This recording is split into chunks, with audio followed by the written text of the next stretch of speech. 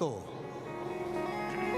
ભગવાન જણાવે તો સોઈ જાનઈ જેહી દેહું જનાઈ जानत तुम्हें होई जाय। ભગવાન જ કૃપા કરીને જણાવે તો જ આપણે ભગવાનને જાણી શકીએ, નહીંતર એની કૃપા વગર આપણે ભગવાનને જાણી શકીએ નહીં. એટલા માટે આ 4 શ્લોક જે નારાયણે બ્રહ્માજીને ભણાવ્યા, 4 શ્લોક, એટલા માટે 4 શ્લોકનો બન્યો એક ભાગવતનો આંબો. એને પછી આપણે બધા આ પ્રાકૃત ભાષામાં આપણે લઈ, પણ મૂળ 4 શ્લોક નારાયણે બ્રહ્માને ભણાવ્યા, બ્રહ્માએ નારદજીને ભણાવ્યા, નારદજીએ વ્યાસને ભણાવ્યા, વ્યાસજીએ સુખદેવજીને ભણાવ્યા, સુખદેવજીએ પરીક્ષિતને ભણાવ્યા. આ મૂળ 4 શ્લોક આવ્યા છે. બ્રહ્માજીએ 4 પત્ર લખ્યા, ब्रह्माजीए ते 4 पत्र लखिया।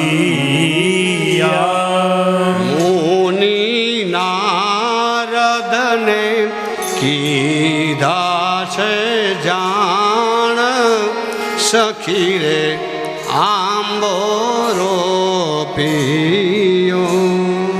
मुनि नारदे की दाचे जान, सखी रे आंबो रोपियो। વ્યાસ મુનિએ 4 પત્ર લખ્યા, व्यास मुनिए ते 4 पत्र लखिया। તેના નાવે તે ખંડમાં નામ, સખી રે આંબો રોપિયો. તેના નવે તે ખંડમાં નામ, સખીએ આંબો રોપિયો. આંબો અખંડ ભુવનથી ઉતરો, આંબો અખંડ ભુવનથી ઉતરો. એનો વ્રજ ભુવનમાં છે વાસ, સખી રે આંબો રોપિયો. તેનો વ્રજ ભૂમિ વાંચે વાસ, સખીએ આંબો રોપિયો. 4 શ્લોકના આખા વિભાગ કરી અને નારદજીએ ગેહે ગેહે જને જને, ગેહે ગેહે, ઘરે ઘરે, હૃદય હૃદય સુધી આ આંબાના જે બધા પત્રો હતા, એના પાન હતા, એ આ ભાગવતના શ્લોક છે. આ 10 લક્ષણવાળું ભાગવત છે, 10 લક્ષણવાળું. બીજા બધા પુરાણ છે એમાં 5 લક્ષણ હોય, પણ આ મહાભાગવત છે એટલે એમાં 10 લક્ષણ હોય છે. 10. અત્ર સર્ગો વિસર્ગશ્ચ સ્થાનમ પોષણમૂર્તય નોનવંતરે સાનુકથા નિરોધો મુક્તિરાશ્રય. આ 10 લક્ષણ એક શ્લોકમાં આવી ગયા. એટલે પહેલો જે સર્ગ છે એટલે ત્રીજો સ્કંદ, એનું નામ છે સર્ગ. ભગવાન વિષ્ણુનું સ્વરૂપ ધારણ કરે અને આકાર ન હોય એને શરીર આપે, એને કહેવાય સર્ગ લીલા, એટલે ત્રીજો સ્કંદ. પછી વિસર્ગ લીલા એટલે ચોથો સ્કંદ. ભગવાને બ્રહ્માદિ દેવતાઓની રચના કરી અને પછી 5મો સ્કંદ એટલે સ્થાન. ભગવાને સૃષ્ટિમાં બધાને રહેવા માટેના સ્થાન નક્કી કર્યા છે, નિવાસ સ્થાન, કે હિમાલય પર્વત, નદીઓ, આ બધા સ્થાન નક્કી કરે. ધરતીમાં જે બધાને રહેવા માટે સ્થાન નક્કી કર્યા છે, એનું નામ છે પંચમ સ્કંદ સ્થાન. ત્યાર પછી છઠ્ઠો સ્કંદ એટલે પોષણ લીલા, પુષ્ટિ લીલા એ 6ઠ્ઠો સ્કંદ. ત્યારે પછી 7મો સ્કંદ છે એનું નામ છે જીવનચર્યા ચલાવે ઉત્તય લીલા. પછી મન્વંતર લીલા આવી 8મો સ્કંદ. 9મો સ્કંદ ઈશાનું કથા એટલે બધા રાજાઓના ચરિત્રો એવા સૂર્યવંશ ચંદ્રવંશ. અને 10મો સ્કંદ એ નિરોધ લીલા, તેમાં ભક્તિનો પ્રાદુર્ભાવ થાય, પ્રપંચને વિચરી જવાય. અને 11મો સ્કંદ એ મુક્તિ લીલા. 12મો સ્કંદ એ ભગવાનનો આશ્રય. આ 12 સ્કંદ ત્રીજાથી શરૂઆત થઈ છે. છેલ્લે ભગવાનનો આશ્રય શરીરમાં જમણા ચરણથી શરૂ થાય આ લીલા. પહેલો સ્કંદ એટલે આપણે ભગવાનના ચરણની વાત કરી અને ચરણથી મસ્તક સુધી આવવાનું. 12મો સ્કંદ એટલે મસ્તક. એટલે આપણા બધા ઋષિઓએ નિયમ રાખ્યો કે ભગવાનની આરતી ઉતારવાની હોય તો જમણા ચરણથી શરૂ કરવાની. આપણે ઘરે ઠાકોરજી હોય, સીતારામજી હોય, રાધા કૃષ્ણ હોય, મૂળ આરતી આપણે દીવો પેટાવીએ એ ભગવાનના ચરણારવિંદથી લઈ પછી એના ગોઠણ, પછી એનો કડનો ભાગ, પછી આ હૃદયનો ભાગ, કંઠનો ભાગ અને મુખ, આમ 7 વાર દીવો ઉતરે અને આખા શરીરમાં પાછો 7 વાર ઉતરે. એટલે 7 ને 7 14. આ 14 બ્રહ્માંડનો માલિક આપણા ઘરમાં બેઠો છે, એની આરતી છે. આ ભાવ છે. શાંતિથી બસ આપણે ટાઈમ હોય તો જ કરવું. અને ત્યારે પછી તોવાલ પહેરવો આમ બધું ન કરવું. એ બધા એવું ન કરવું. ટાઈમ હોય તો શાંતિથી ચરણારવિંદથી શરૂ કરવી. પછી દીવો કરીને અને ભગવાનની પાસે એનો તાપ લઈ થોડોક અને તમે આ માથે ઉતારો, એ સુકન થઈ ગયા કહેવાય છે. આપણા શાસ્ત્રોમાં આવા સુકન લખ્યા છે કે સુકન ક્યાં કરવા, કે આપણે ઘરેથી દીવો પેટાવીને આરતી કરીને અને એ આરતીને આમ લઈ અને આપણે આંખે અડાડીને પછી આપણે ધંધો કરવા, નોકરી કરવા, જે કાંઈ આપણું કામ હોય, વ્યવસાય એ કરવા નહીં કરવાનું. એ સુકન છે. આપણા ઘરે ભાગવત કે રામાયણ ગીતા પડી હોય ને તો એની માથે જમણો હાથ મૂકીને આમ માથે નીકળો, એ સુકન થઈ ગયા. આપણા ઘરે તુલસીનો ક્યારો છે, હા, એ તુલસીના ક્યારે પ્રેમથી હાથ ફેરવીને અને નીકળો એટલે તુલસી રાજી થાય, સુકન થઈ ગયા. આપણા ઘરે મા બાપ હોય તો પગે લાગે નીકળો, સુકન થઈ ગયા. આપણી ઘરે નાનું એવું બાળક હોય 4 વર્ષનું, 3 વર્ષનું, આપણે ઘરેથી નીકળવું, એના માથા પર હાથ ફેરવીને નીકળો, સુકન થઈ ગયા. કેટલા સુકનો ઘરમાંથી કરી નીકળવા પડે છે. પરાયણે ગાયને તગડો તો ગાયને આવવા જો તો મારે નીકળવું છે, ગાય એમ ગાય આવે પરમારી લ્યો, ગાયને તગડો તો બિચારા ગાયને હેરાન કરવી આપણે. આ સુકન ઘરમાંથી જ કરવાના હોય છે. આપણે એક ખાલી દીવો ઉતારો હાથ દિવસ, આનંદ મંગલ કરું આરતી, આનંદ મંગલ કરું આરતી. હરિ ગુરુ સંતની સેવા, હરિ ગુરુ સંતની સેવા. જેને આંગણ તુલસીનો ક્યારો, જેને આંગણ તુલસીનો ક્યારો, ગંગા યમુના રે વાલા ગંગા યમુના રે આનંદ મંગલ કરું આરતી, આનંદ મંગલ કરું આરતી. હરિ ગુરુ સંતની સેવા, હરિ ગુરુ સંતની સેવા. આનંદ મંગલ કરું આરતી. આનંદ મંગલ થઈ જાય. 10 દિશાઓમાં મંગલ.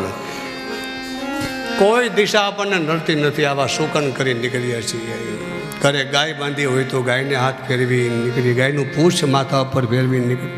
નાનું બાળક હોય તો બાળકના જમણો હાથ માથે ઉપર ફેરવીને નીકળી. તુલસી હોય, દીવો પેટાવ્યો, મા બાપ હોય, એની છબી તો હોય ને, ખાલી એના છબીને દર્શન કરીને નીકળી. આપણા પિતૃઓને તમારા 10 દિશામાં તમારા વિઘ્નો દૂર થઈ જાય છે. આવું પ્રમાણ છે બધું. આપણે 10 દિશાઓમાં મંગલ કરે છે.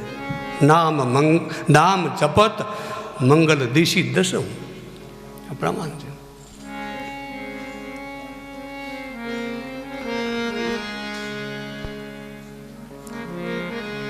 ભગવાનનો આશ્રય થાન. 12મો સ્કંદ. ચરણથી સેવા શરૂ કરી અને બસ મસ્તક સુધી પહોંચી જાઓ. ભગવાનનું ચરણ પૂજાય છે.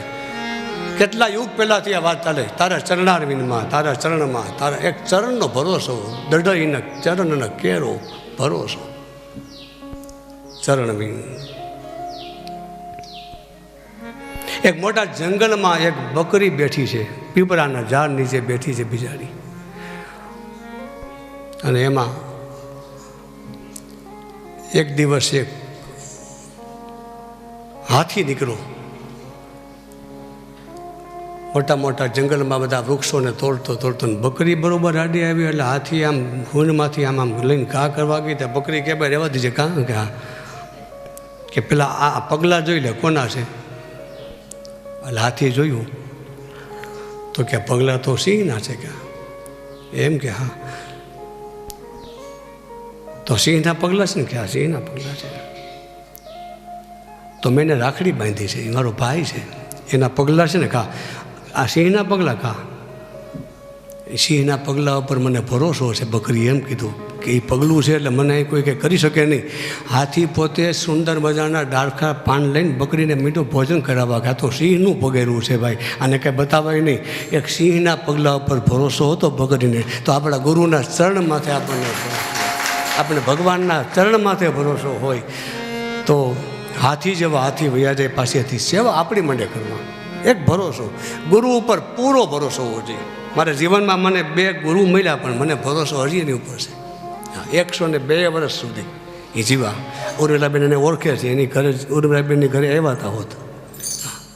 શરીર સાધુનું હતું અને એને જે કંઈ આપ્યું છે એ પ્રમાણે જીવું છું એમ ભરોસો છે. પણ મા બાપ છે ને એ કાંઈ આપણને ભગવાન સુધી ન પહોંચાડે. મા બાપને એટલું જ હોય કે છોકરો કમાવા માંડે ને પેટ ભરે એટલે અમે છૂટ્યા આમાંથી સંભાળી લે વાત પૂરી થઈ જાય એને એટલું જ હોય. પણ ગુરુને એમ જ થાય કે આ છોકરો ભગવાન સુધી પહોંચવો જોઈએ, આ જીવને મારે ઈશ્વર સાથે મેળવી દેવો છે, એની ઈચ્છા એ હોય છે.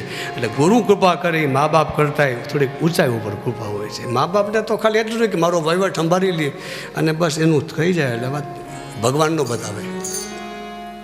ગુરુ અને સંત મળે ભાગ્ય રે મળ્યો, ભાગ્યથી મળે. સાધુ રે પુરુષનો સંગ સહેલી અમને ભાગ્ય રે મળ્યો છે. સાધુ પુરુષનો સંગ સાધુ રે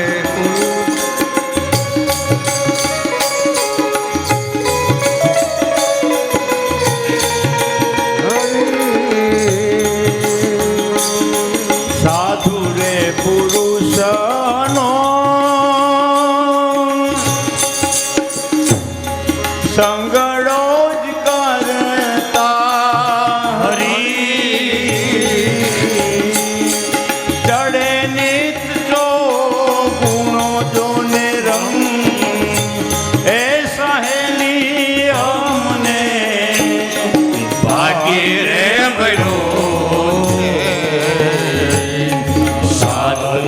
પુરુષનો સંગ. સાધુ રે પુરુષનો સંગ. ત્રીજા સ્કંદમાં 33 અધ્યાય છે. ભગવાનનું જમણો બાહુ છે ત્રીજો સ્કંદ, ભગવાનનો જમણો હાથ છે. 33 પ્રકારના દેવતાઓ છે. 33 કરોડ નહીં, 33 પ્રકાર. 56 કોટી યાદવો નહોતા, 56 કરોડ નહીં, 56 પ્રકાર.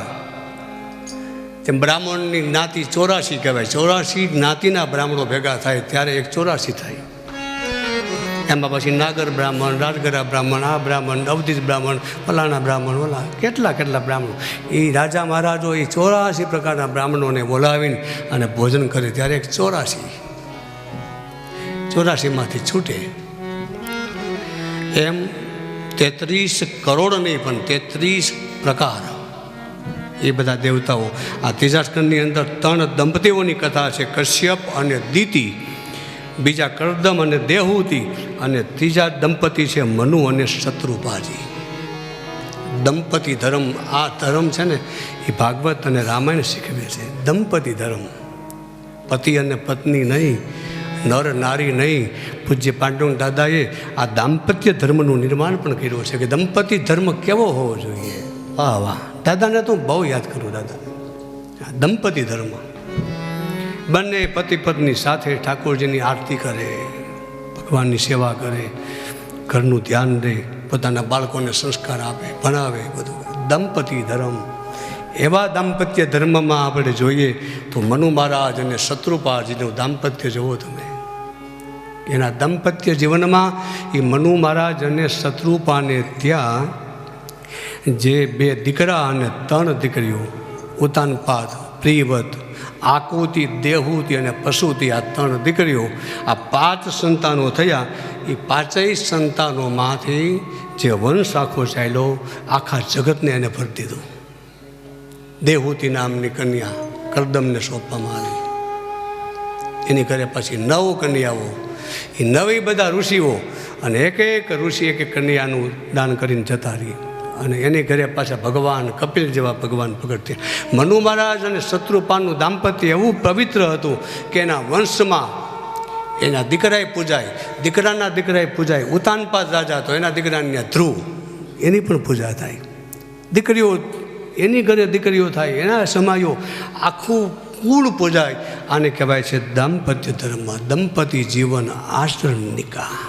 આવા મનુ મહારાજ અને શત્રુપાનું આજે દાંપત્ય જીવન. 3જા સ્કંદની અંદર પેલી કથા આવી ગઈ કે વિદુરજી ઘર છોડીને જતા રહ્યા, અને એ વિદુરજી પછી પોતે યમુના કિનારે આવ્યા, અને ઉદ્ધવજી પાસે એક રાત રોકાણા, અને પછી હરિદ્વારમાં હરકી પેઢિયા આવે છે, અને અહીંયા મૈત્રી ઋષિ પાસે હવે કથા સાંભળે છે.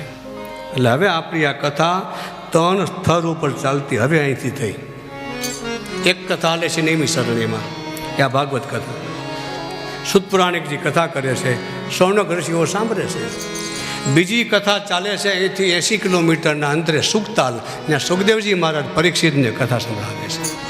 ત્રીજો પ્રસંગ ચાલે છે હરકી પેઢી, ત્યાં મૈત્રેય મુનિ વિદુરજીને કથા સંભળાવે છે. આ 3 પ્રસંગ ચાલે છે, અને ચોથો પ્રસંગ આ સુરતગીરી બંગલામાં આપ બધા ભેગા થઈને અને આ કથા પાછા અહીંયા સાંભળે છે. આ ભાગવત કથા છે. એ જ કથા આપણે હજારો વર્ષોથી આજે ભગવાને કહેલી એ જ કથા અહીંયા વિદુરજીના પ્રશ્નોના સમાધાન કર્યા, અને વિદુરજી પોતે ભગવાનની કથા સાંભળી. ઉદ્ધવજી તો એક રાતથી રોકાયા એમના કિનારે, અને પછી બદ્રિકાશ્રમ જતા રહ્યા. પવન મંદ સુગંધ શીતલ હેમ મંદિર શોભિતમ નિકટ ગંગા બહત નિર્મલ બદ્રીનાથ વિશ્વંભર.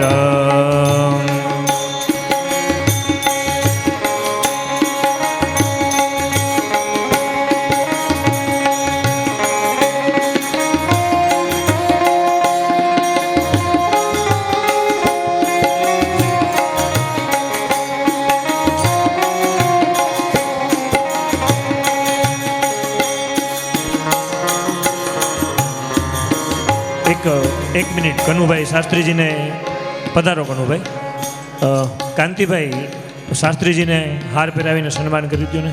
યથાશક્તિ ભેટ પૂજા એમને આપો. પધારો કનુભાઈ. આપણા આંગણે ભૂદેવ પધાર્યા હોય એમનું આપણે સન્માન કરીએ. કાંતિભાઈ ચાંદલો ચોખા કરી દો. કાંતિભાઈ ચાંદલો ચોખા કરો.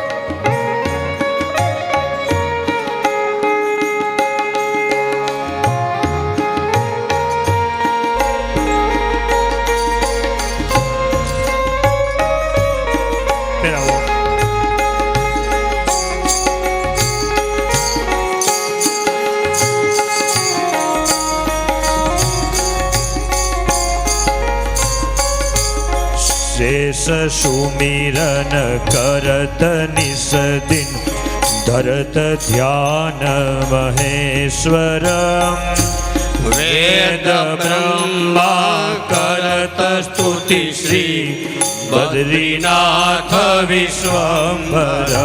શ્રી બદ્રીનાથ વિશ્વંભર. શ્રી બદ્રીનાથ વિશ્વંભર. ઇન્દ્ર ચંદ્ર કુબેર દિનકર ધૂપદીપ નિવેદિતમ સિદ્ધમુનિજન કરત જય જય બદ્રીનાથ વિશ્વંભરમ બદ્રીનાથ વિશ્વંભરમ શ્રી બદ્રીનાથ વિશ્વંભર. બોલે બદ્રીનાથ. ઉદ્ધવજી જતા રહ્યા. વિદુરજી ભગવાનની કથા સાંભળવા અહીંયા અરકી પેઢી રોકાયા છે. અને વિદુરજીએ પ્રશ્ન પૂછ્યા. મૈત્રી મુનિ અને શ્રીમદ ભાગવતની કથા શ્રવણ કરાવી, સૃષ્ટિની ઉત્પત્તિની કથા શ્રવણ કરાવી. બ્રહ્માજીએ 4 સનતકુમારોને ઉત્પન્ન કર્યા, ઋષિમુનિઓને ઉત્પન્ન કર્યા, એ કથા સંભળાવી. બ્રહ્માજીએ પોતાના મનથી મરીચી ઋષિ ઉત્પન્ન કર્યા છે, આંખમાંથી અત્રિ ઋષિ ઉત્પન્ન કર્યા, મુખમાંથી એને અંગીરા ઋષિ, બ્રહ્માએ કાનમાંથી પુલસ્ય ઋષિ, બ્રહ્માએ નાભીમાંથી પુલહ ઋષિ, બ્રહ્માએ પોતાના હાથથી કતુ ઋષિ, બ્રહ્માએ પોતાના ચામડીમાંથી ભૃગુ ઋષિને પ્રગટ કર્યા, બ્રહ્માએ પોતાના પ્રાણમાંથી વશિષ્ઠ નામના ઋષિને ઉત્પન્ન કર્યા, બ્રહ્માએ અંગૂઠામાંથી દક્ષને ઉત્પન્ન કર્યા, બ્રહ્માએ પોતાના ખોરામાંથી નારદજીને ઉત્પન્ન કર્યા. આવી રીતે બ્રહ્માના આ 10 માનસ પુત્રો છે. એમાં વશિષ્ઠ મુનિનું નામ અરુંધતી અને વશિષ્ઠ જેવા ઋષિ કોઈ થયા નથી. એ બ્રહ્માનો પ્રાણ છે. 10 દીકરા ખરા, પણ બ્રહ્માનો જો પ્રાણ હોય તો વશિષ્ઠ ઋષિ. અને વશિષ્ઠ ઋષિએ બહુ કામ કર્યું, સારું, બહુ સરસ કામ કર્યું છે. ઘણે ન કહે કે આ તો દીકરો છે, મારો પ્રાણ છે. એમ બ્રહ્મા એમ કહે કે વશિષ્ઠ એ મારો પ્રાણ છે. આખું રઘુકુલને બચાવ્યું હોય તો વશિષ્ઠ મારા છે. રઘુકુલ રીતિ એમાં વશિષ્ઠનો પ્રાણ પુરાઈ ગયો છે. બહુ કામ કર્યું છે. દિલીપ રાજાનો વંશ અટકતો હતો ત્યારે ગાયની પૂજા કરી, તમારા કુલમાં તમારા પૂર્વજન્મના તમને ગાયના દોષ લાગ્યા, ગૌહત્યા, એની પૂજા કરાવી, 1 વર્ષનું તપ કરાવ્યું અને એને દીકરાનો જન્મ થાય છે. આ વશિષ્ઠ મહારાજના કામ છે. રઘુરાજા જન્મા, રઘુરાજાના વંશમાંય પણ કાંઈક એવું હતું કે જન્મકુંડલી જોઈ તો 4થો મંગળ પડ્યો છે રઘુરાજાને. જોજો આ કથા બધી ભક્તમાલમાં લખાઈ ગઈ છે. એ જોયું જ્યારે તો રઘુરાજાના 4થા સ્થાનમાં મંગલ પડ્યો છે અને માંડવામાં બરોબર 4થું મંગલ ફરે તેનું માથું ફાટે, આવા ગ્રહ પડ્યા છે. ત્યારે વશિષ્ઠ મહારાજે કહ્યું કોઈ ચિંતા નહીં. લગ્ન લેવાયા અને રઘુરાજા મંડપમાં આવે છે. મંડપમાં આવે છે એટલે એને ગ્રહોની પૂજા કરાવી, બધું જ કાર્ય પૂરું કરી દીધું. 3જું મંગળ ત્યાં સુધી રઘુરાજાને આગળ ચલાવ્યા અને 4થું મંગળ આવ્યું ત્યારે રઘુરાજાને પાછળ રાખીને કન્યાને આગળ કરે છે. અને પછી જે એનો સમય હતો જે મૃત્યુ આવવાનો, એ મૃત્યુ આવીને જતા રહે છે, આગળ કન્યા આવે છે. પછી રઘુરાજાને પાછળ રાખ્યા. વશિષ્ઠ મહારાજે પૂજન કરાવ્યું, પોતાના ગુરુનું પૂજન કર્યું અને જે કાંઈ મંગળનો દોષ હતો એ ત્યાં મટાડી દીધો. આ કામ વશિષ્ઠ મહારાજે કર્યું છે. લગ્નમાં જ બધી વિધિ થઈ જાય. આપણને એમ થાય કે આ કન્યાને આગળ કેમ કરી છે, આગળ પાછળ થવું પડે. આ બધી બ્રાહ્મણો કરી શકે બધી. એ કે મોર ઘરમાં એનું હાલે એટલે આગળ નથી થતા. આ ગામડામાં તો આવું બહુ હતું. અણવર હોય ને પરણે આગળ કરીને પરણે બેહાર દે એમ ધક્કો મારીને દામસ્યા ધૂળ નાખે, ઓલા લખાવીને પાટ લાગી. આ બધા શાસ્ત્રોમાં આવા બધા લેખ લખ્યા છે પુરાણોમાં. આવા 10 ઋષિઓ ઉત્પન્ન થયા છે. બ્રહ્માજીએ પછી પોતાના શરીરમાંથી મનુ અને શત્રુપાને ઉત્પન્ન કર્યા. મનુ શત્રુપાને ત્યાં જે સંતાનો થયા એમાં 3 કન્યા, આકુતિ નામની પુત્રી, આકુતિ, પશુતિ અને દેવહૂતિ. ત્યાં 14 અને 15મા અધ્યાયની અંદર જય અને વિજયની જે કથા આવી, ભગવાનના પાર્ષદો હતા, એને શાપ લાગ્યો સનતકુમારોનો, એને 3 અવતાર લેવા પડ્યા. પહેલા અવતારમાં હિરણ્યાક્ષ અને હિરણ્યકશિપુ, બીજા અવતારમાં રાવણ કુંભકર્ણ, ત્રીજા અવતારમાં દંતવક્ર અને શિશુપાલ. એ જય અને વિજયનો આ 3 જન્મે ભગવાને ઉદ્ધાર કર્યો છે. દેવહૂતિ કન્યા છે, એ કરદમ ઋષિને આપવામાં આવ્યા અને કરદમ અને દેવહૂતિનું લગ્ન થયા પછી દેવહૂતિએ સેવા કરી અને ભગવાન એટલા બધા રાજી થયા. વિમાન આવ્યું અને વિમાનમાં કપિલ ભગવાન, દેવહૂતિ માતા, એનો પુત્રનો જન્મ થયો. કરદમ અને દેવહૂતિને ત્યાં ભગવાન કપિલનું પ્રાગટ થયું. બોલીએ કપિલ નારાયણ ભગવાન કી જય. કપિલ ભગવાને માતા દેહૂતિને મુક્તિ અપાવી, જેનું નામ છે કપિલ ગીતા, જે 9 અધ્યાયની અંદર આવી.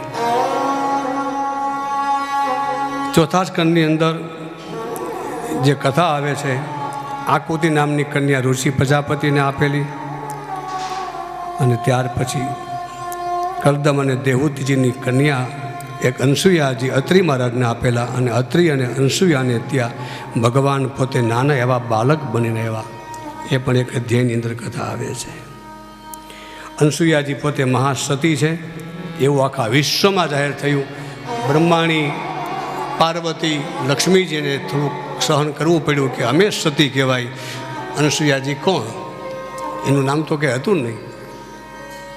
પછી બ્રહ્મા વિષ્ણુ અને મહાદેવ અનસુયાના આંગણે જાય છે, ભિક્ષા માગે છે. ભિક્ષા લઈને આવે છે અનસુયાજી પોતે, એટલે એમ કહે છે કે આ વસ્ત્ર વગરની ભિક્ષા આપો. ત્યારે અનસુયાજી પોતે વિચાર કરે કે આ કોઈ સામાન્ય બ્રાહ્મણ નથી. હાથમાં ગંગાજળ લઈ અને ત્રણેય બ્રાહ્મણો ઉપર છાંટ્યું, તે નાના નાના બાળક બની ગયા છે. બાળક તો બની ગયા, પણ એને પારણામાં પોઢાડ્યા છે નહીં, ગોદમાં બેસાડ્યા છે અને સ્તનપાન પણ કરાવ્યું છે. આ અનસુયાજી ત્રણેય આખી સત્તા કહેવાય, બ્રહ્મા વિષ્ણુ અને મહેશ, એને નાના બાળક બનાવી દીધા છે. સતી અનસુયાને એ આંગણે આવ્યા બ્રહ્મા વિષ્ણુ મહેશ. સતી અનસુયાને આંગણે આવ્યા બ્રહ્મા વિષ્ણુ મહેશ.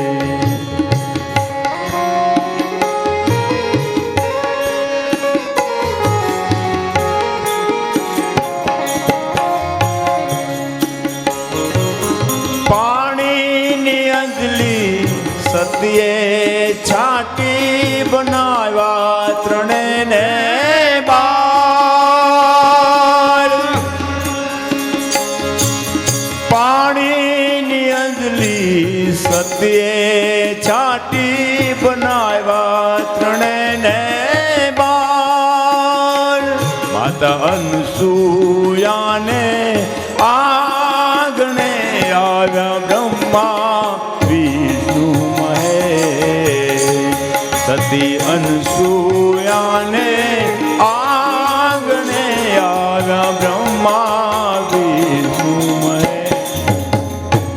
અત્રિ ઋષિએ તો એમ કહ્યું કે હું તો એકની આરાધના કરતો હતો, આ તમે ત્રણેય કેમ આવ્યા? એટલે એને એમ કીધું કે અમે ત્રણેય શરીરથી જુદા છીએ, બાકી એક જ છે. બ્રહ્મા વિષ્ણુ મહેશ એક જ છે.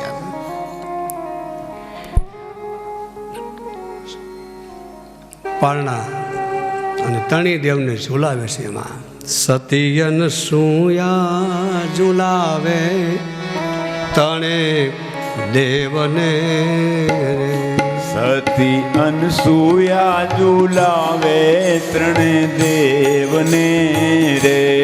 માતા અનસુયા ઝુલાવે તણે ભારને રે. માતા અનસુયા ઝુલાવે ત્રણે બાળને રે.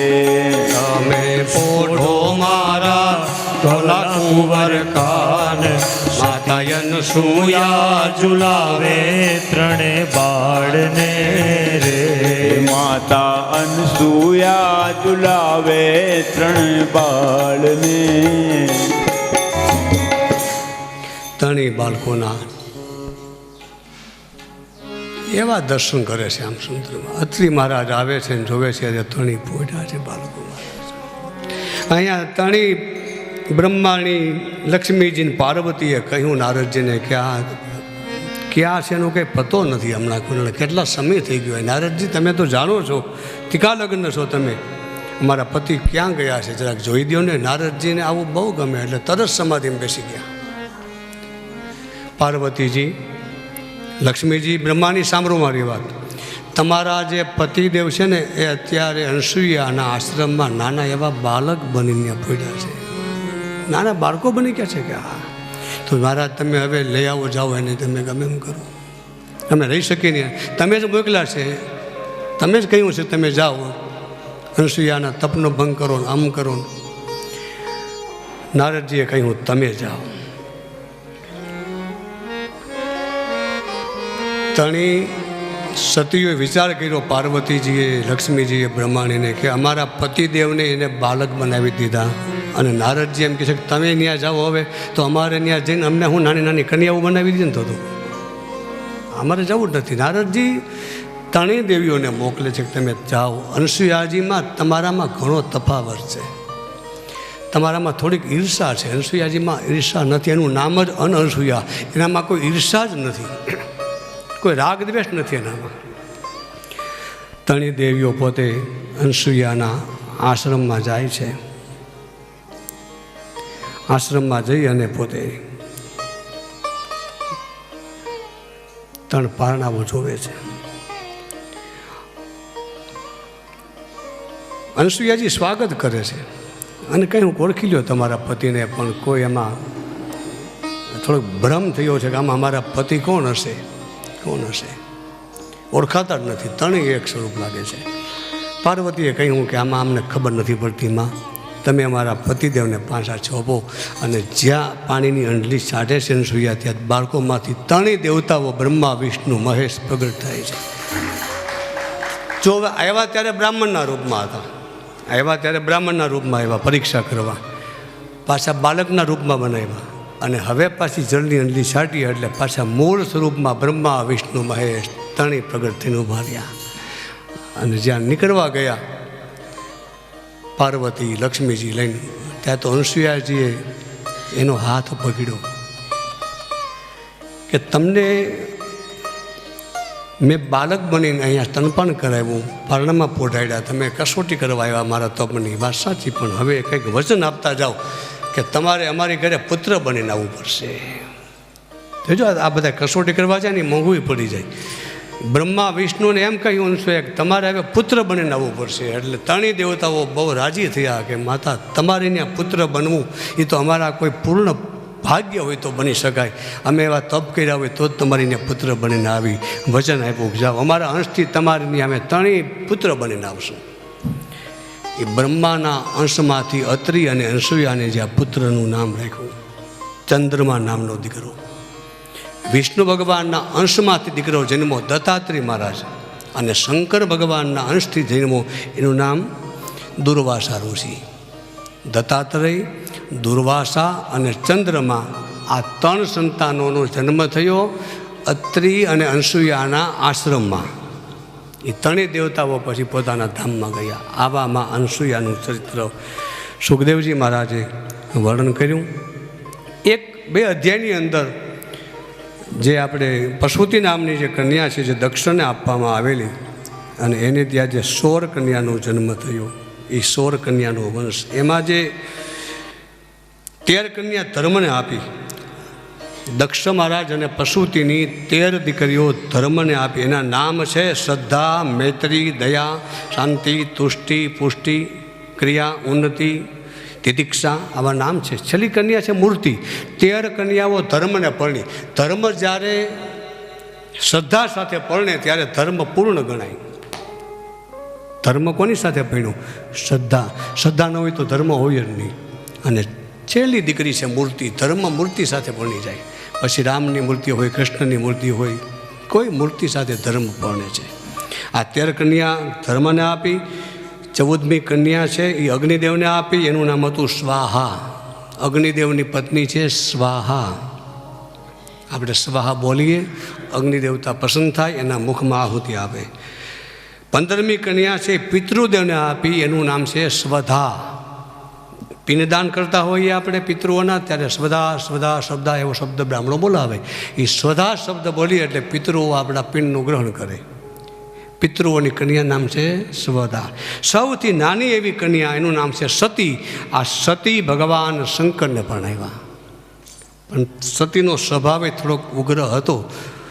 નામ જ સતી, થોડાક સંશયવાળા હતા. ભગવાન શિવજીને પરણાવ્યા છે. અને આ સતી અને શિવને થોડીક એક એવી ચર્ચા થઈ કે ભાઈ રામ છે જ આ માની જાઓ સતી માન્યા નહીં એટલે એને બીજો અવતાર લેવો પડ્યો. ત્યારે પરીક્ષિત મહારાજે કહ્યું એ કથા મને તમે સંભળાવો. ત્યારે ભગવાન સુખદેવજી મહારાજે કથા સંભળાવે છે. કૈલાસ પર્વત ઉપર શિવ અને સતી. હવે જો આ સતીની કથા છે, પાર્વતી નહીં. પેલું નામ છે સતી, બીજા જન્મમાં એ પાર્વતી બને છે. કૈલાસ ઉપર સતી અને ભગવાન શંકર એ નંદી ઉપર બેસી અને અગસ્ત્ય ઋષિના આશ્રમમાં કથા સાંભળવા જાય છે. ત્રેતાયુગ ચાલે છે અને કથા બરોબર રામકથા ચાલે છે. અગસ્ત્ય મહારાજના આશ્રમમાં કથા સાંભળે છે. કથા શ્રવણ થઈ રામની આખી કથા, અને પછી એનું પૂજન કર્યું છે ઋષિઓનું. ત્યાંથી બંને જણા પાછા નીકળે છે, શિવ અને સતી. એ સમયે ત્રેતાયુગ ચાલતો હતો, રામ જન્મ થઈ ચૂક્યો હતો, રાવણ જાનકીનું હરણ કરી ગયો હતો. અને એ સમયે રામ અને લક્ષ્મણ ઝાડવા અને ધરતીને બધાને પૂછે છે, સીતાનું અન્વેષણ કરે છે, તપાસ કરે છે. એ બરોબર એ સમયે શિવ અને સતી નીકળ્યા આકાશ માર્ગે. શંકરજી ઓળખી ગયા કે અમારા ઈષ્ટદેવ રામ છે. એને બે હાથ જોડ્યા, જય સચ્ચિદાનંદ જગ પાવન. સચ્ચિદાનંદ કહ્યા મારા ઈષ્ટદેવ છે, રામ છે, પરમાત્મા છે. પણ સતીએ કહ્યું કોને તમે પગે લાગો છો, આ બે હાથ કોને જોડો છો? કે આ જે આપણે કથા સાંભળીને આવ્યા ને રામની, એ જ રામ. આપણે કથા સાંભળી નહીં રામની, આ એ રામ છે કે હા. હવે આમાં તો કાંઈ સત નથી, આમાં ચિત્ત નથી, આમાં આનંદ નથી, ખાલી રેડા કરે છે ને પત્નીનું હરણ થઈ ગયું, એમાં તો આટલું બધું. આ કાંઈ રામ થોડા હોય. સતીને શંકા, માન્યા નહીં, બહુ જ મનાવ્યા, બહુ જ મનાવ્યા. શંકર જેવાએ જ્યારે પ્રયત્ન કર્યો હોય કે સતી માની જાઓ, માની જાઓ, સતી માન્યા નહીં. છેલ્લે શંકરે કહ્યું કે આમાં ભગવાનની કંઈક ઈચ્છા હશે, જે હશે જ થશે. આપણે બહુ પ્રયત્ન કરવાના, બધાને મનાવવાના, પછી હરિ ઉપર છોડી દેવાનું. રાવણને 19 ઉપદેશ આપ્યા છે એવું રામાયણમાં લખ્યું છે. 19 વાર બધા મનાવવા જાય. મંદોદરી તો 3 વાર મનાવે. હા, બધા મનાવે. મારીચ મનાવે, વિભીષણ મનાવે, અંગદ, હનુમાન, આ બધા રાવણને બધા મનાવે. માની જાઓ, એકવાર જાનકીજી સોંપી દો, એકવાર સોંપી દો. બહુ મનાવ્યા. પછી કે હવે હરિની ઈચ્છા. એમ આપણે પ્રયત્ન કરવાના. કાંઈ આપણે કાંઈ એનું બધું કાંઈ માથેલી નથી એવા કે આપણાને મનાવી દઈને આમ કરી દઈને એવું બહુ નહીં. માની જાય તો ઠીક છે, નહીંતર હરી ઈચ્છા. એમ શંકરજીએ કહ્યું કે માની જાઓ તો ન માન્યા. પછી શંકરજીએ કહ્યું હું અહીં છું, તમે પરીક્ષા કરી આવો, જાઓ. હવે પરીક્ષા કરવા જાય છે ત્યારે જાનકીજીનું રૂપ લે છે. શંકરજીને ગમ્યું નહીં. જાનકીજી તો મારી મા છે. અરે સતીએ તો કપટ કર્યું, મારી માનું રૂપ લીધું. આ બાજુ રામ લક્ષ્મણ પોતે જોવે છે, એક વૃક્ષ નીચે બેઠા છે. રામ પોતે કહે છે કે ત્યાં માં જાનકીજી બેઠા લાગે છે. લક્ષ્મણ ને રામ એ દિશામાં ગયા અને ત્યારે ભગવાન રામ ઓળખી ગયા, બે હાથ જોડ્યા. સતીને એટલું જ કહ્યું કે હે માં, તમે એકલા જંગલમાં કેમ ફરો છો? મારા દાદા શિવજી ક્યાં છે? ઓળખી ગયા. અને પછી જે સતી એ ચારેય દિશામાં દોડ મૂકે છે. હવે મારે ક્યાં જવું? શંકરથી હું જુદી પડી ગઈ. મેં કસોટી તો કરવા ગઈ પણ મેં કપટ કર્યું. મેં સતીનું, જાનકીનું રૂપ લીધું. પણ ચારેય દિશામાં રામ લક્ષ્મણ ને જાનકી દેખાય, ચારેય દિશામાં દેખાય. બધા દેવતાઓ પૂજા કરે. આવું જોયું. અને સતી પોતે ભગવાન શંકરજીની પાસે પહોંચ્યા તો ખરા, પણ શંકરે એટલું જ કહ્યું કેમ સતી પરીક્ષા કરી એવા? પણ સતી ત્યારે ખોટું બોલ્યા કે ના, હું પરીક્ષા કરવા ગઈ જ નથી. મને પછી એમ થયું કે મારા કાંઈ પતિ ખોટું થોડા બોલે, એ તો રામ જ હોય ને. એટલે અધવેશી પાછી આવી. આ સ્વભાવ છે બહેનોનો, આ સ્વભાવ છે બહેનોનો. ગમે એમ કરીને ગોરી પાઈ દે આપણને. હું અડધેથી પાછી આવી. મને એમ થયું કે હવે કાંઈ શંકર કાંઈ ખોટું બોલે. શંકર કે હું અહીં જોઉં છું, બધું રૂપ લીધું જાનકીજીનું, અને હજી અસત એકવાર ખોટું બોલાય ને પછી કેટલી વાર ચાલુ થઈ જાય. એને આપણે ઢાંકવું તો પડે ને પછી. તો કે ના, હું કહી જ નથી.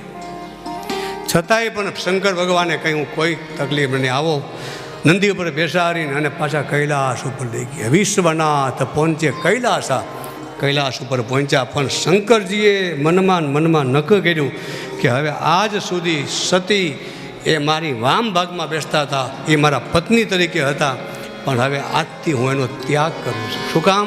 કે મારી મા જાનકીનું રૂપ લીધું, એટલે હવે એ પત્ની તરીકે નહીં, એ મારી મા છે. ત્યાગ કર્યો. ત્યાગ કર્યો એટલે શું કર્યું? જે આસન બાજુમાં હતું એ આસન સામે આપ્યું. સામે આસન આપીને વંદના કરી કે હવે તમે મારા અર્ધાંગના મટી ગયા હતી, જુદા પડી ગયા હતી. એક ખાલી કપટ કર્યું, ત્યાં જુદા પડી ગયા. 100 લીટર દૂધ હોય ને એમાં કપટરૂપી છાશ થોડીક પડી જાય એટલે દૂધને વીખી જ નાખે. એકવાર એક થોડુંક પડી જાય એટલે વીખી નાખે. એમ આપણા સંસારમાં કોઈ આપણે કપટ કરીએ ને એટલે આખા સંસારને વીખી નાખે. કપટ બહુ આવું કામ કરે, ચલ કપટથી ભરેલું જીવન. સતી સમજી ગયા કે મારો ત્યાગ કર્યો છે. અને આ બાજુ શંકર અને દક્ષનું એક વેર ચાલતું હતું. પ્રયાગ ભૂમિમાં દક્ષ મહારાજે આખું બ્રહ્મસત્ર યોજ્યું, બધાને બોલાવ્યા. અને દક્ષ મહારાજ આવે અને આવે એટલે બધા ઊભા થઈ જાય. એમાં શિવજી ઊભા ન થયા એટલે ત્યાંથી એને વેર લાગ્યો. દક્ષએ કહ્યું, દેવતાઓ ખબરદાર કોઈ શંકરને બોલાવો તો લે બોલો. ત્યાંથી જ વેર શરૂ કરી દીધું. કોઈ યજ્ઞ કરતા નહીં, યજ્ઞ કરો તો શંકરને ભાગ આપવાનો નહીં. આવ્યો તો બોલ્યો પણ નિંદા બહુ કરી કે સંસારમાં રહેનારો છે, જટાને વધારે છે, કપડાનો કોઈ ધડો નથી, દિગંબર છે, ખોપરીની મારા પહેરનારો છે, સ્મશાનની રાખ આખા શરીરમાં લગાડે છે. આવું ઘણું બોલવા લાગ્યો દક્ષ. શંકર ભગવાનને કંઈ ખબર જ નથી એ સભામાં શું બોલ્યા. અને આનું નામ જ ભક્તિ કહેવાય. કંઈ ખબર જ નથી. અને એ એમને એની રીતે બોલવા લાગ્યો. એટલે ભગવાન શંકરજીએ કહ્યું કે આપણે તો બસ હરિનામ રામ રામ જપવાનું છે. એને તો કોઈ છે જ નહીં, કોઈ નિંદા તુલ્ય નિંદા સ્તુતિર્મોની.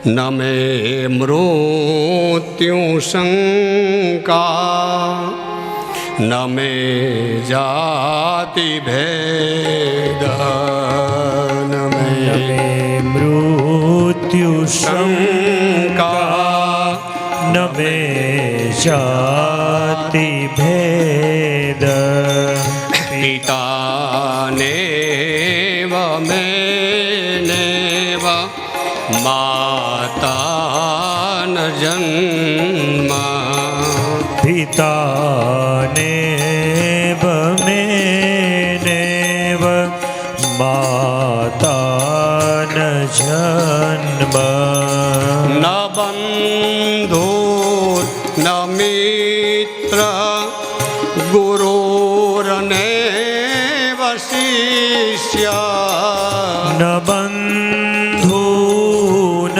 મિત્ર ગુરુર્નેવ શિષ્ય ન બંધુ ન મિત્ર ગુરુર્નેવ શિષ્ય ન બંધુ ન મિત્ર ગુરુર્નેવ શિષ્ય ચિદાનંદ રૂપ શિવોહમ શિવોહમ ચિદાનંદ રૂપ શિવોહમ શિવોહમ ચિદાનંદ રૂપ શિવોહમ શિવોહમ ચિદાનંદ રૂપ શિવોહમ શિવોહમ. દક્ષ મહારાજે બ્રહ્મસભામાં શંકરનું ઘોર અપમાન કરી નાખ્યું. અને છેલ્લે એટલો જ બોલી ગયો કે આવી મને ખબર નહોતી, દાદા મારી દીકરી હું આ મરકટ મુખવાળાને ભણાવવા જ નહીં. આવું પડ્યું. આ તો બ્રહ્માજીએ કીધું એટલે મેં દીકરી આપી. વળી પાછા બ્રહ્માજીને વીજમાં રાખ્યા. આમાં વૈષ્ણવ એને વાંધો આવે. જોજો આ બધી આ કથાઓ બધી આપણામાં ઘરે કેવી ગઈ છે. આ તો કે બ્રહ્માજીએ કીધું ને કે દીકરી દે એટલે આપી, નહીતર હું આને દીકરી આપું. હા, વચ્ચે હાલવાવાળાને પકડી જ લે એનું એક નક્કી જ હોય. બ્રહ્માજી કે મેં ક્યાં ધરો બગાડ્યો ભાઈ આમાં. ખબરદાર કોઈ હવે યજ્ઞ કરો તો બધા દેવતાઓ કે આને તો હવે યજ્ઞનું ના પડી. યજ્ઞ કોણ? બધા દેવતાઓ યજ્ઞ કરતા બંધ થઈ ગયા.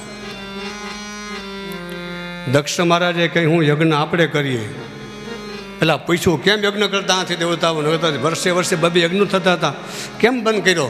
દેવતાઓ હોશિયાર બહુ હોય. એ કે હમણાં માયનો નથી ને એટલે લે બોલો. એ કે માનવાનું હોય તો કરતા જ હોય, પણ ઘણા જવાબ આપે કે હમણાં બહુ નથી, હમણાં બહુ બધું સારું હાલે છે, નથી કરતા. તમે ન કરો તો હું યજ્ઞ કરું. અને પછી દક્ષ મહારાજે અભિમાનને સાથે લઈ અને યજ્ઞની શરૂઆત કરીને એ યજ્ઞની ભૂમિ એટલે આપણો ગંગાનો કિનારો, આ કણખલ ભૂમિ. શિવપુરાણમાં તો એનું બહુ વર્ણન છે, કેટલા મંડપ રખાયા હતા, કેટલા ઘંટ બાંધ્યા હતા, કેટલા નાદ થતા હતા, કેટલા બ્રાહ્મણો યજ્ઞમાં આવ્યા હતા, આ બધું રાખવું વર્ણન. અને પછી એને બધે જ કંકોત્રી મોકલી છે, બધા ઋષિઓને બોલાવ્યા, કંકોત્રી મોકલી. એ કૈલાસ ઉપર કંકોત્રી ન ગઈ ને વેર બાંધ્યો. દક્ષ પ્રજાપતિને મોટાઈ મળી, બળ અધિકાર દક્ષ જગ પાવા.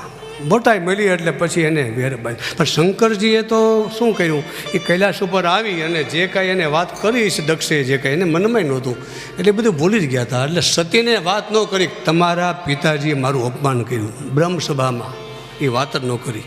આનું નામ મહાદેવ કહેવાય. ક્યારેક એવું બને તો શંકરજી કે ભાઈ આ સહન કરવું પડે, કોઈ વાંધો નહીં. અને હું કદાચ સતીને વાત કરું કે તમારા પિતાએ એટલું અપમાન કર્યું તો સતીને દુઃખ ન થાય, એને કાયમને માટે દુઃખ રહે. એટલે શંકરજીએ સતીને પણ વાત નથી કરી, હરિનામ જપવા લાગ્યા છે, કથા સંભળાવે છે. કનખલ ભૂમિમાં દક્ષ મહારાજે મોટો એવો યજ્ઞ, બધા જ દેવતાઓ, ઋષિઓ, બધા જ બ્રાહ્મણો, બધા પિતાંબરો પહેરી બધા સ્થાપન દેવતાઓને બેહાડ્યા છે બધાને. પણ ઈશાન ખૂણો ખાલી હાવ નહીં, આ શંકરનું સ્થાપન નહીં, કાંઈ નહીં, આટલું વેર.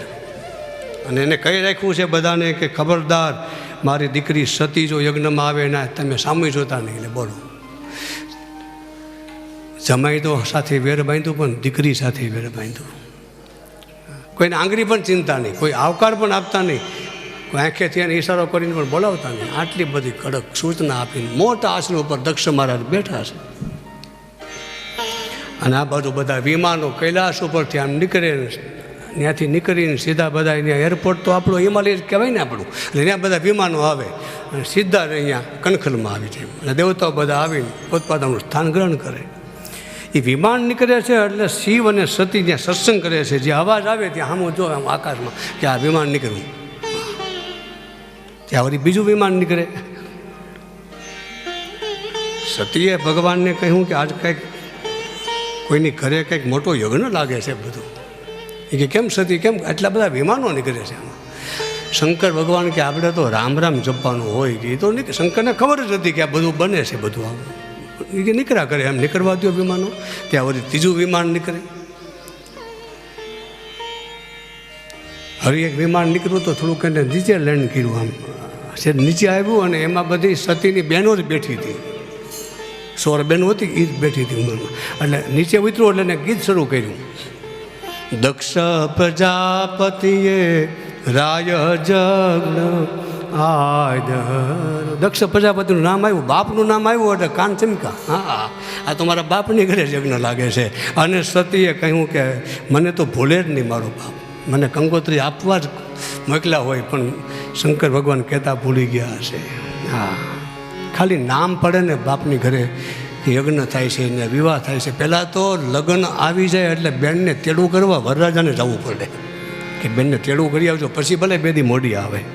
હા, એટલે સતીએ કહ્યું કે મારું બાપનું ઘર પાવન થાય આવો યજ્ઞ ચાલે છે.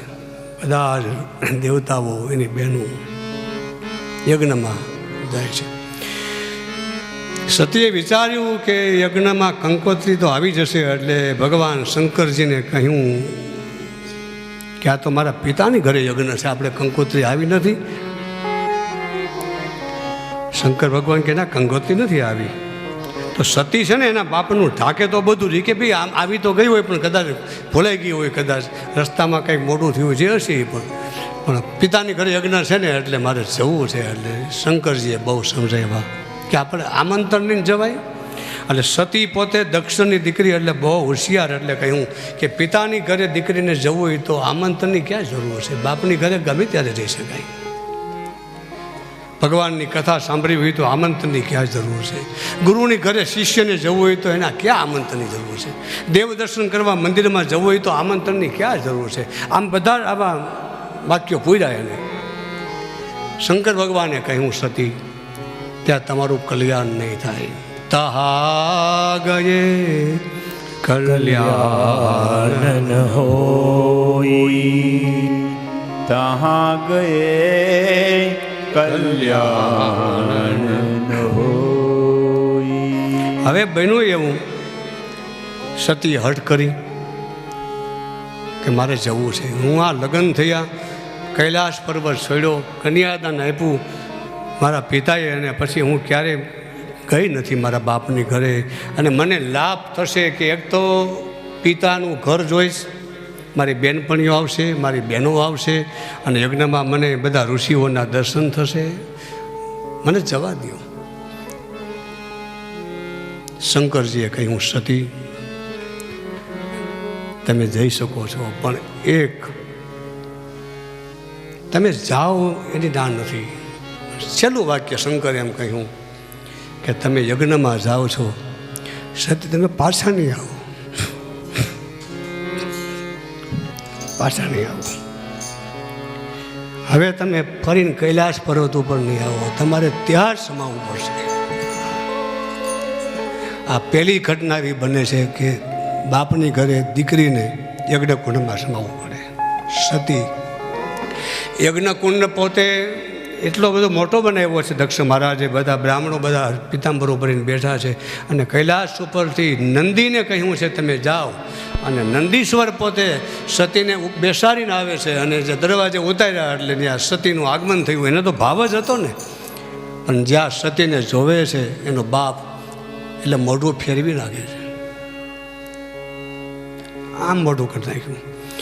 ત્યારે સતીને એમ થયું કે હું અહીંયા આવી વગર આમંત્રણે, મને આમંત્રણ નથી આપ્યું. એક તો મને આમંત્રણ આપવું જોઈએ, મને એને વાયક મોકલવું પડે, છતાંય હું આવી અને તોય મારા બાપ મોઢું કેમ ફેરવી નાખે છે? મેં એવું કેવું કામ કર્યું કે મારા બાપને મોઢું ફેરવવું પડે? મેં એવા ક્યાં કાંઈ કાર્ય કર્યા છે કે મારા બાપને નીચું જોવું પડે? મોઢું ફેરવી નાખે છે. છતાંય પણ સત યજ્ઞમાં ગયા છે.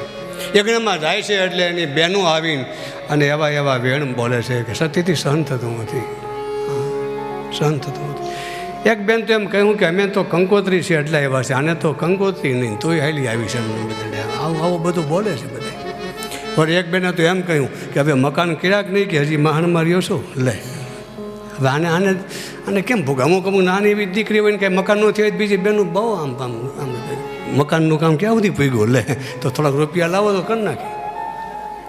આવા બધા આ એક અગ્નિ નથી, જો યાદ રાખજો. સતી પોતે જમણા પગુઠામાં અગ્નિ પગટાવે છે, એ તો છેલ્લો અગ્નિ હતો, પણ એની પહેલાંના કેટલા અગ્નિ લાગ્યા જુઓ તમે. એક તો બાપનો અગ્નિ, બાપ મોઢો ફેરવી જાય એટલે અગ્નિ લાગી ગયો દીકરીના હૃદયમાં.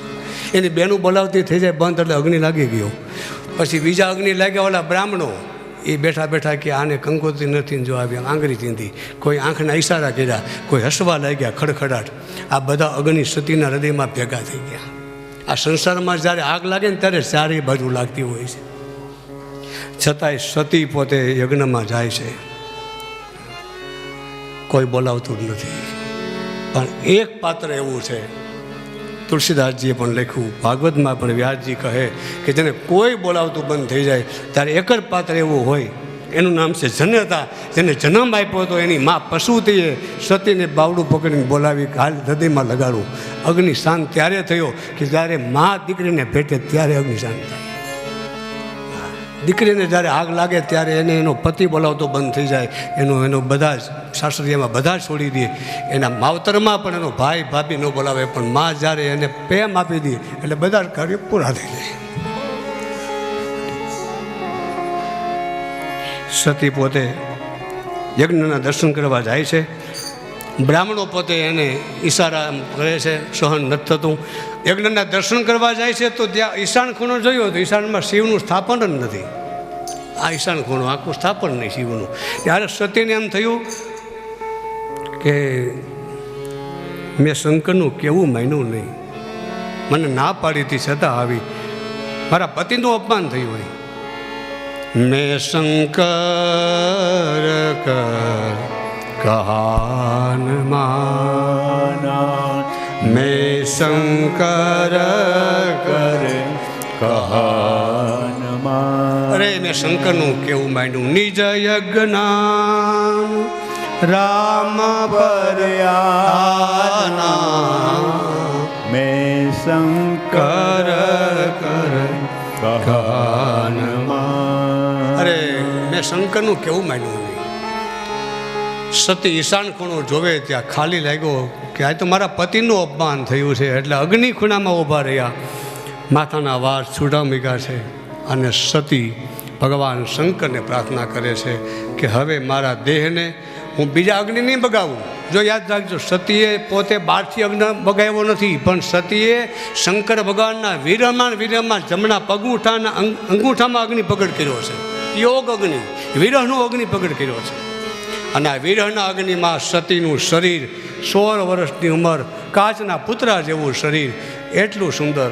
અને એ સતીનું શરીર એના પિતાના યજ્ઞની અંદર ન્યા બરવા લાગ્યું છે. હાહાકાર થવા લાગ્યો છે, હાહાકાર થવા લાગ્યો.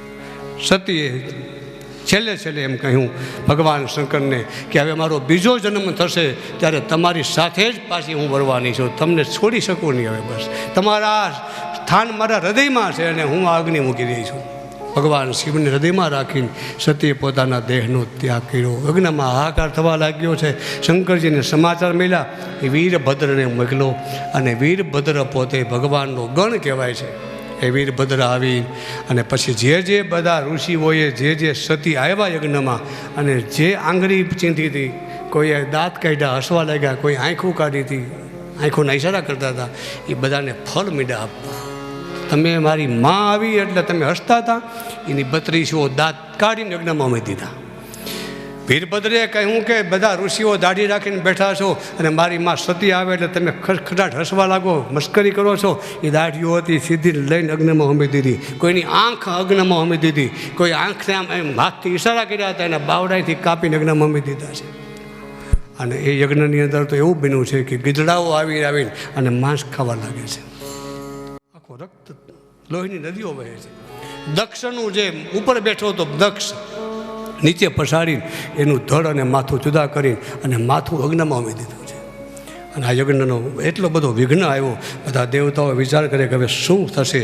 ત્યારે બધા દેવતાઓ સાથે મળી કૈલાસ પર્વતો પર હિમાલયમાં ભગવાન શંકરની સ્તુતિ કરવા જાય છે. ભગવાન શિવ સ્તુતિથી પ્રસન્ન થાય છે.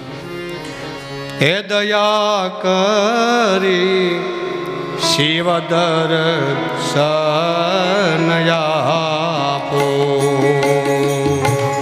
હે દયા કરી શિવ દર્શનયા,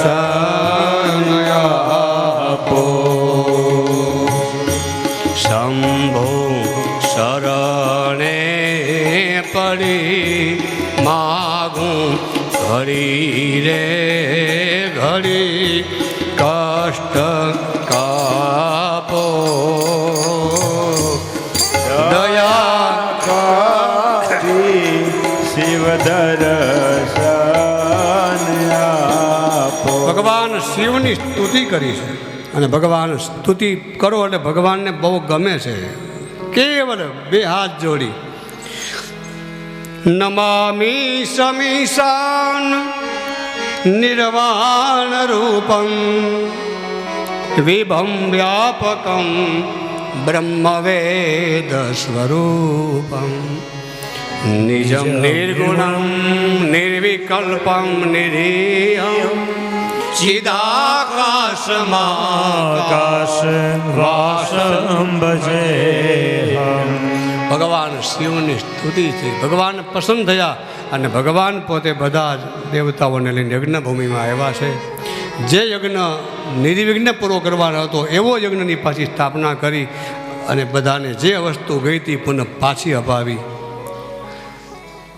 બકડાનું માથું લઈ આવીને અને દક્ષના દળ ઉપર એ માથું એને લગાડ્યું, એની સ્તુતિ કરવા લાગ્યો. બે બોલવા લાગ્યો. બોકડાનું માથું એમ જ બોલે. બધા કે આમ કેમ બોલે છે? શંકર ભગવાન કે હજી મને ઓળખી શકતો નથી. એને બધા 2 જણા દેખાય છે, એટલે હજી એને ઓળખતા વાર લાગશે. દક્ષ મહારાજે પણ ભગવાનની સ્તુતિ કરી અને યજ્ઞ પૂર્ણ કરી ભગવાન શિવજી સતીના દેહને પછી પોતે લઈ અને પછી ભારત ભૂમિમાં પરિક્રમણ કરે છે.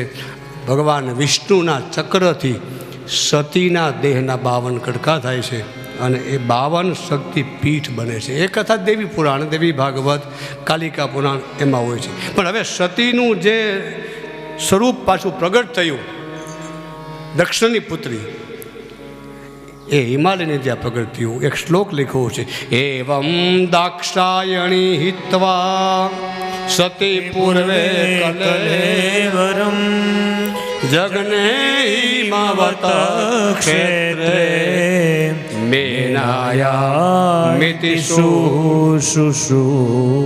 દાક્ષાયણી એટલે દક્ષ મહારાજની દીકરી સતી, એનું કલેવર એટલે શરીર છૂટી ગયું આ ભૂમિ ઉપર, એટલે બીજા જન્મમાં એ પોતે હિમાલયે અને મેનાને ત્યાં પુત્રી તરીકે પ્રગટ થઈ. તુલસીદાસજી પણ આ વાત લેવા છે. તે કારણ હિમગીરી ગૃહ જાય,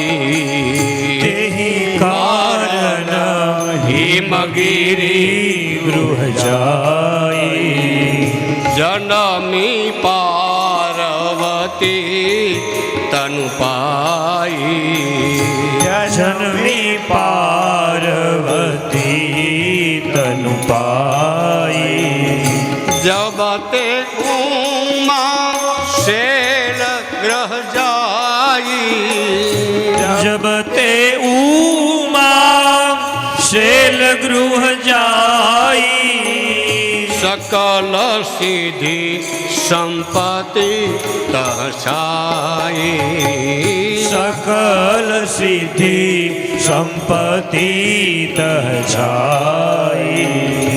હિમાલય અને મેનાને ત્યાં એનું સ્વરૂપ પ્રગટ થયું અને એનું નામ માં પાર્વતી રાખવામાં આવ્યું. એવો અર્થ કર્યો છે વિદ્વાનોએ કે તપ કરતાં કરતાં શરીર કેવલ ભાગનું બીજું, એટલે નામ રાખ્યું પાર્વતી. નારદજીએ પણ નામ રાખ્યા ઉમા, અંબિકા, ભવાની, આવા નામ નારદજીએ પણ રાખ્યા છે. અને હિમાલયને ત્યાં દીકરીના જન્મ પછી અનેક પ્રકારની રિદ્ધિ સિદ્ધિ સંપત્તિઓ એની મેળે આવવા લાગી છે. એમ આપણી ઘરે કોઈ ભાગ્યશાળી હોય ને દીકરીનો જન્મ થાય એટલે એના બાપનું ઘર ભરાઈ જાય, સુખ સંપત્તિ રિદ્ધિ સિદ્ધિ એની મેળે આવવા માંડે, કેમ કે એના ભાગ્ય લઈને આવી હોય છે, એટલે કોઈ ચિંતા હોતી નથી. એમ હિમાલય પોતે આખા માણેક હીરાથી ભરાઈ ગયા છે. હિમાલયમાં જ્યાં તમે જોવો ત્યાં હીરા માણેક નીકળવા, એનું કારણ મા પાર્વતીનો જન્મ થયો છે. આ શક્તિ છે ને એ પથ્થરમાંથી જન્મે છે. હિમાલયની પુત્રી પથ્થરને તોડીને જન્મી શકે. એક શક્તિ માં ધરતીમાંથી પ્રગટ થાય, એનો જન્મ ન થાય આપણી જેમ, એ ધરતીને ફાડીને પ્રગટ થાય. એક શક્તિ પોતે અગ્નિમાંથી જન્મી શકે. આ શક્તિને તમે ઓળખી શકો છો કે જે અગ્નિમાંથી જન્મે, એનો જન્મ ન હોય, એનું નામ દ્રૌપદી છે. એક શક્તિ એ પોતે પથ્થર ફાડી અને તોડીને એમાંથી પ્રગટ થાય, એમાં પાર્વતી કહેવાય છે. એક શક્તિ એવી છે કે ધરતી ફાડે એમાંથી પ્રગટ થાય, એનું નામ માં જાનકીજી છે. આ શક્તિ તમે જો બધી આવી તાકાત એની છે. એટલે આપણો દેશ શક્તિ પ્રધાન છે, એટલે આપણે કુળદેવીને પૂજીએ છીએ. પછી કૃષ્ણ હોય તો કુળદેવીને પૂજે, રામ હોય તો એમાં કુળદેવીને આગળ કરે છે. આ શક્તિ પ્રધાન દેશ છે. સુખદેવજી મહારાજે હિમાલય અને મેનાને ત્યાં પાર્વતી જન્મ થયો. પાર્વતી શિવને પરણેવા એ કથા એને સંભળાવી. 3 દીકરીઓની કથા સંભળાવી. એની પહેલાં 9 કન્યાઓની કથા કરદમ અને દેહૂતીની સંભળાવી. અને હવે શરૂઆત થાય છે દીકરાઓનો વંશ. મનુ મહારાજ અને શત્રુપાની 3 દીકરીઓ, એમાંથી દેહૂતીની 9 કન્યાઓ, પશુતીની 16 કન્યાઓ. પહેલાં કન્યાઓની જ કથા ગવાય અને પછી દીકરાઓની કથા ગવાય છે. એનું કારણ, પહેલાં કન્યાનો જન્મ થાય ને પછી જ મા બાપ આશા રાખે કે હવે અમારે દીકરો જોઈએ છે. પહેલાં તો દીકરી જ જન્મવી જોઈએ, એમ ભાગવત બતાવે છે. આપણું સીધી માગણી નથી થતી. આપણે જ્યારે કન્યાઓ જન્મે છે ત્યારે જ બાપનું ઘર ભરાઈ જતું હોય છે. અને હવે ઉતાનપાદ રાજાની કથા અને પ્રિયવત રાજાની કથા. ઉતાનપાદ રાજાને ત્યાં ધ્રુવ નામના એક બાળકનો જન્મ થાય છે. 2 રાણીઓ છે, સુનીતિ અને સુરુચિ. એમાં સુનીતિ છે ધ્રુવને જન્મ આપે, સુરુચિ ઉત્તમને જન્મ આપે. બાપના ખોરામાં બેસવા જાય છે ધ્રુવ, ત્યારે ઓરમાન માતાએ એનું બાવડું પકડીને ઘા કર્યો છે, એમ કે આ તો મારા દીકરા માટે છે. 2 રાણીઓ છે. અને પછી મા ધ્રુવને સમજાવે છે, બેટા આ બાપના ખોરામાં બેસવું છોડી દે. એવો બાપ ગોતી લે કે ક્યારેય ગોદમાંથી ઉઠવું ન પડે, તારે નિરંતર એની ગોદમાં બેઠો રહે. એવો બાપ કોણ? તો કે ભગવાન શ્રી કૃષ્ણ, હરિ, પરમાત્મા, નારાયણ. એની ગોદમાં બેઠવું હોય તો શું કરવું પડે? તો કે તપ કરવું પડે. 5 વર્ષની ઉંમર અને માં સુનીતિએ પોતાના નાના એવા દીકરાને તપ કરવા માટે જંગલમાં મોકલ્યો. સામે નારદજી મળી ગયા. નારદજીએ કસોટી કરી લીધી, એમાંથી પાલ થઈ ગયો આ ધ્રુવ, નાની ઉંમરનો દીકરો છે. પછી નારદજીએ કહ્યું કે બેટા, હવે તું મધુવનમાં જા. મધુવનમાં જઈ અને 6 મહિના તપ કરજે, પનોઠી વાળજે, ઊભો થઈ જાજે, એમના જલ પીજે, કદમના વૃક્ષો ખાજે, છેલ્લે પછી વાયુનો આહાર કરજે. આમ 6 મહિના તપ કરજે. એક મંત્ર આપું છું, આ મંત્રનો જપ કરજે. વૈકુંઠમાંથી ભગવાન પોતે ગરુડ ઉપર બેસીને તારી બામે ઊભા રહેશે, એટલી તાકાત છે આ મંત્રની. આ મંત્ર જપજે. 6 મહિનામાં ભગવાન આવવું પડશે તારી પાસે. નારદજીના કહેવાથી ધ્રુવજી પોતે મધુબનમાં આવે છે, ત્યાં તપ કર્યું છે, મંત્ર આપ્યો નારદજીએ. આ એક જ મંત્ર ભાગવતનો છે, 12 અક્ષરનો મંત્ર છે. ઓમ નમો ભગવતે વાસુદેવાય. ઓમ નમો ભગવતે વાસુદેવાય. ઓમ નમો ભગવતે વાસુદેવાય. ઓમ નમો ભગવતે વાસુદેવાય.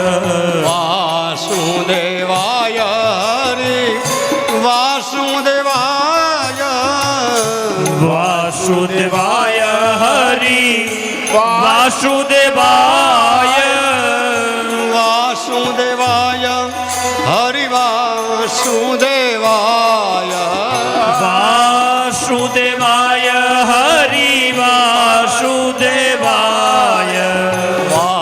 વાસુદેવાય હરિ વાસુદેવાય. વાસુદેવાય હરિ વાસુદેવાય. વાસુદેવાય હરિ વાસુદેવાય. ઓમ નમો ભગવતે વાસુદેવાય. હરિ ઓમ નમો ભગવતે વાસુદેવાય. વાસુદેવાય હરિ વાસુદેવાય. વાસુદેવાય હરિ વાસુદેવાય. વાસુદેવાય હરિ વાસુદેવાય. વાસુદેવાય હરિ વાસુદેવાય. ઓમ નમો ભગવતે વાસુદેવાય. ઓમ નમો ભગવતે વાસુદેવાય. ઓમ નમો ભગવતે વાસુદેવાય. ઓમ નમો ભગવતે વાસુદેવાય. ઓમ નમો ભગવતે વાસુદેવાય. ઓમ નમો ભગવતે વાસુદેવાય. ઓમ નમો ભગવતે વાસુદેવાય. હરિ ઓમ નમો ભગવતે વાસુદેવાય. હરિ વાસુદેવાય. હરિ વાસુદેવાય. હરિ વાસુદેવાય. હોય છે ત્યાં સુધી બહુ મોટા હોય છે. અનુષ્ટુપ છંદમાં 32 અક્ષરના, પછી 16 અક્ષરના, કોઈ 14 અક્ષરના, કોઈ 13. શ્રીરામ જય રામ જય શ્રી રામ એ 13 અક્ષરનો. આ 12 અક્ષરનો મંત્ર હોય છે. કોઈ 5 અક્ષર 5 અક્ષરના હોય. મંત્ર ગમે તે જપો, જે મંત્ર જપો એમાંથી મૂર્તિ પ્રગટ થાય એવું નારાયણ કવચમાં લખ્યું છે. ભાગવતમાં નારાયણ કવચ આવે છે, એ આખું પહેરી લેવાય, ઓઢી લેવાય. ગમે એવા રોગ હોય, પીડા હોય, એમાંથી મુક્તિ મળે છે. એમાંથી તો મંત્ર જેનો જપતા હોય એ મંત્રમાંથી મૂર્તિ પ્રગટ થાય. વાસુદેવ મંત્ર જપો એટલે વાસુદેવની મૂર્તિ પ્રગટ થાય. કોઈ નદીનો તટ હોય, કિનારો હોય ને બેઠા બેઠા જપો એટલે રેતીમાંય મૂર્તિ પ્રગટ થઈ જાય, રેતીમાં ચિતરાઈ જાય આખી મંત્ર. આવો મંત્રનો આમ વ્યૂ બની જાય બધા. 6 મહિના, વર્ષ, 2 વર્ષ આખી મૂર્તિ. આટલો મંત્રનો પ્રભાવ હોય છે. શિવ મંત્ર જપો તો શિવનું પ્રાગટ્ય થયું. દેવી મંત્ર જપો તો દેવીનું પ્રાગટ્ય થયું. પિતૃઓના મંત્ર જપો તો પિતૃઓનું પ્રાગટ્ય થવા માંડે. જે મંત્ર જપો, નાગદેવના મંત્ર તો એનું પ્રાગટ્ય થવા માંડે. આ બધી મંત્રને આધીન છે બધું. મંત્ર બોલો એટલે એનું આધીન બધું. એ બધા દેવતાઓ ત્યાં બધા પ્રગટ થાય છે. આ મંત્ર વિજ્ઞાન છે આખું. અને હવે ધ્રુવજી પોતે મધુવનમાં આવે છે, એમના કિનારે આવે છે. અને શ્રીમદ ભાગવતમાં લખ્યું છે કે આપણા આ ધરતી છે ને, આવી ધરતી, એ ધરતીમાં 5 સ્થાન એવા છે કે ભગવાન આજની તારીખમાં હજી નિત્ય બિરાજે છે, ક્યાં જ નથી છોડી. એવા 5 સ્થાન ભાગવતમાં લખ્યા છે. એમાં પહેલું સ્થાન છે વૃંદાવન, ત્યાં બિરાજે છે. ઉદ્ધવને એમ કે હું ગોપીઓને સંદેશો આપી દઉં. ભગવાન મથુરા આવ્યા એટલે ઉદ્ધવજી પોતે સંદેશો લઈને જાય છે, ગોપીઓને સાંત્વના આપવા જાય છે. ત્યાં તો એની પહેલાં તો કૃષ્ણ ત્યાં હતા જ. ઉદ્ધવજી આમ જોઈ રહ્યા, બધા પ્રગટ થઈ ગયા બધા. એટલે વૃંદાવન છોડીને કૃષ્ણ કે ઉદ્ધવ હું ગયો જ નથી ક્યાંય. વૃંદાવનમ પરિત્યજ્ય પાદમેકમ ન ગચ્છતુ. એક પગલું અહીંથી એક ડગલું ચાલ્યું નથી. વૃંદાવનમાં નિત્ય બિરાજે છે. એનો રાસ સંભળાય છે. ગોવર્ધનની તળેટીમાં હજી એનો બંશીનાદ સંભળાય છે. વૃંદાવન વૃંદાવન. બીજું સ્થાન છે ગણકી કિનારો, પુલાશ્રમ, નેપાળ. એ ગણકીના કિનારો છોડી અને ભગવાન ક્યાંય ગયા નથી. ગણકીના પથ્થર એ શાલિગ્રામ બની જાય છે. અને વિષ્ણુ ભગવાનનું જો તમારે સ્વરૂપ જોવું હોય તો ગણકીનો કિનારો, પુલાશ્રમમાં જાઓ, નેપાળ, અને ત્યાંથી 1000 રૂપિયા, 2000 રૂપિયાનો એક શાલિગ્રામ આવે. શાલિગ્રામ આપણા ઘરે હોય, એની પૂજા થાય. ગણકી કિનારો છોડીને ભગવાન કે ગયા નથી.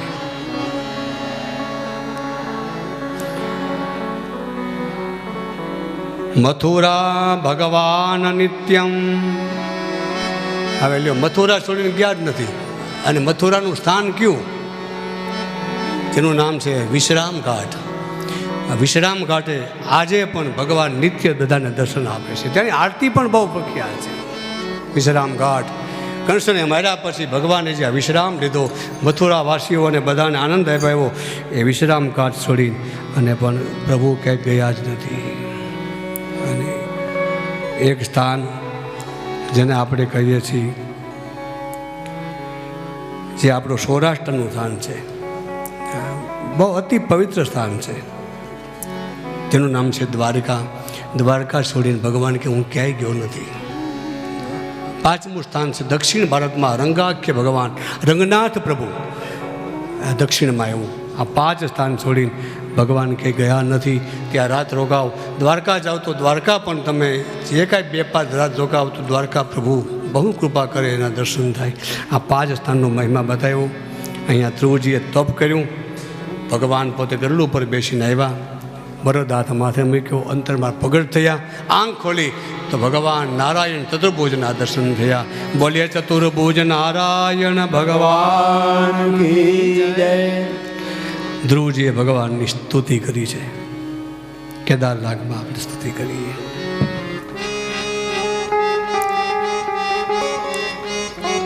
યોऽन्तઃ પ્રવેશ્ય મમ વાચમિમાં વસુપ્તાં સંજીવયત્યખિલ શક્તિધરા સ્વધામ્ના.